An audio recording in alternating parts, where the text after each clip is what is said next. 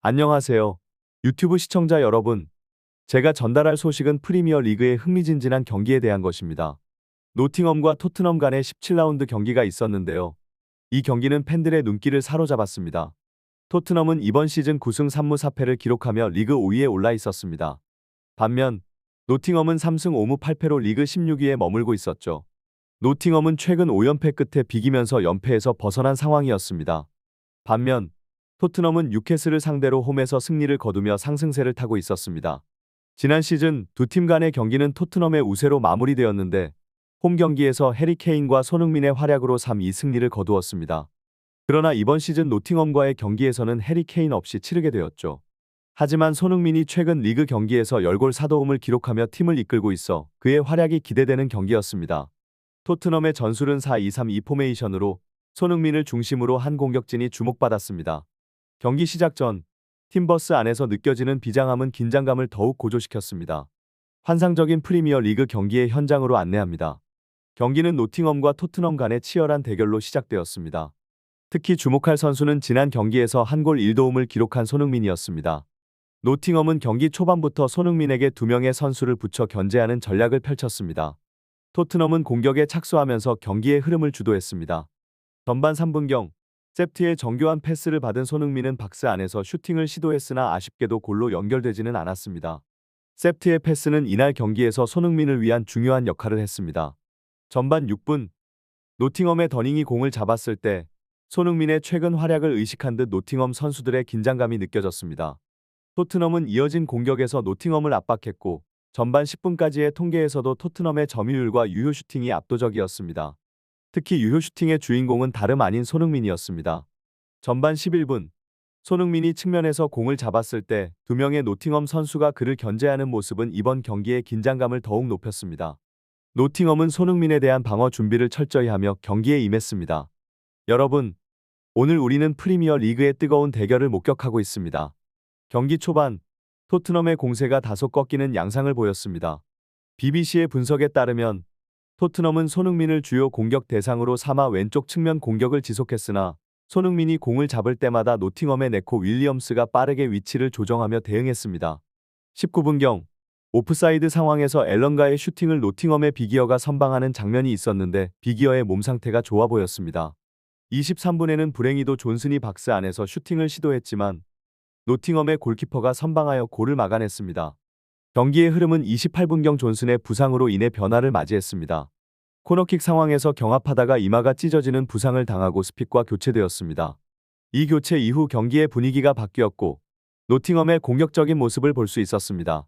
42분경 토트넘은 노팅엄의 공격을 막다가 경고를 받으며 다음 경기 결장이 확정되었습니다. 경기 분위기는 점점 노팅엄에게 유리하게 흘러가는 듯했습니다. 하지만 토트넘은 계속해서 공격을 이어갔고 노팅엄은 강력한 수비로 맞섰지만 결국 토트넘의 선제골이 터졌습니다. 브레멘의 교체로 들어온 그로테스크가 오른쪽 흉부에서 중앙으로 침투해 시절 이승우에게 크로스를 올렸고 그곳에서 골이 나왔습니다. 이 경기는 전략적인 움직임과 개인 기량의 경쟁 그리고 예기치 못한 변수들이 경기의 향방을 결정짓는 흥미로운 경기입니다. 경기의 마지막까지 어떤 결과가 나올지 팬들의 시선이 집중되고 있습니다. 오늘 프리미어 리그 경기에서는 전략적인 두뇌 싸움이 펼쳐졌습니다. 토트넘은 그러던스키의 크로스를 받아 송이 헤더로 마무리하면서 1-0으로 앞서 나갔습니다. 이 골은 특히 의미가 깊었는데 골을 넣은 후 수술받은 시신처럼 비둘기 세레모니를 하는 모습이 포착되었습니다. 토트넘의 전략은 손흥민을 이용한 왼쪽 측면 공격에 집중하는 것이었습니다. 노팅엄 선수들은 이를 예상하고 손흥민에게 맞춤 방어를 펼쳤습니다. 전반전 대부분을 토트넘은 손흥민을 중심으로 공격을 전개했고 노팅엄은 그를 잘 견제했습니다.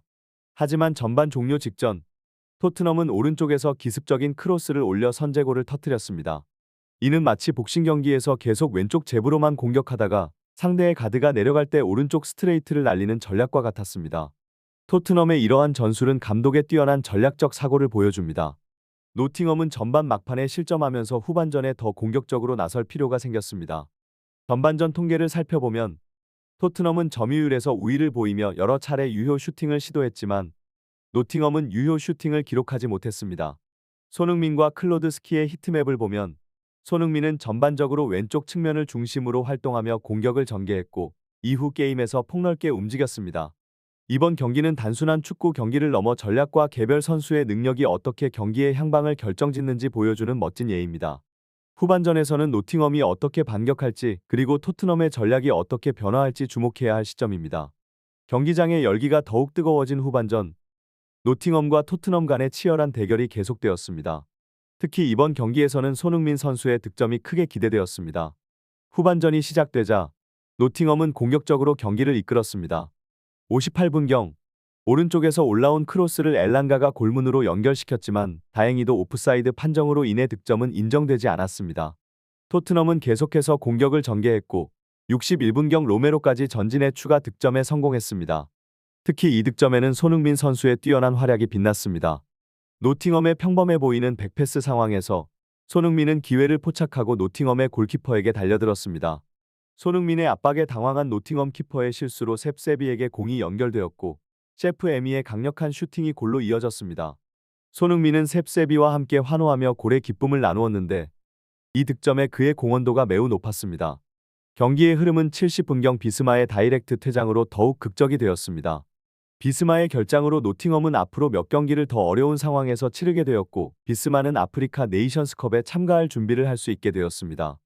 이 경기는 전술적인 교전과 개인적인 기량이 어우러져 팬들에게 긴장감 넘치는 모습을 보여주었습니다. 손흥민 선수의 뛰어난 활약과 노팅엄의 변화무쌍한 대응이 경기의 하이라이트였습니다. 후반전에 각 팀의 전략과 선수들의 움직임은 축구 팬들에게 잊지 못할 경험을 제공했습니다. 토트넘의 2-0 승리로 마무리된 이 경기는 팬들에게 다양한 감정을 선사했습니다. 친정팀을 상대로 경기를 펼친 불행은 조선인의 와우 같은 활약을 보여줬고 이에 토트넘 팬들은 열광했습니다. 토트넘의 전략적인 라인업과 경기 운영은 많은 이들이 예상한 3-1 승리보다 더 놀라운 결과를 가져왔습니다.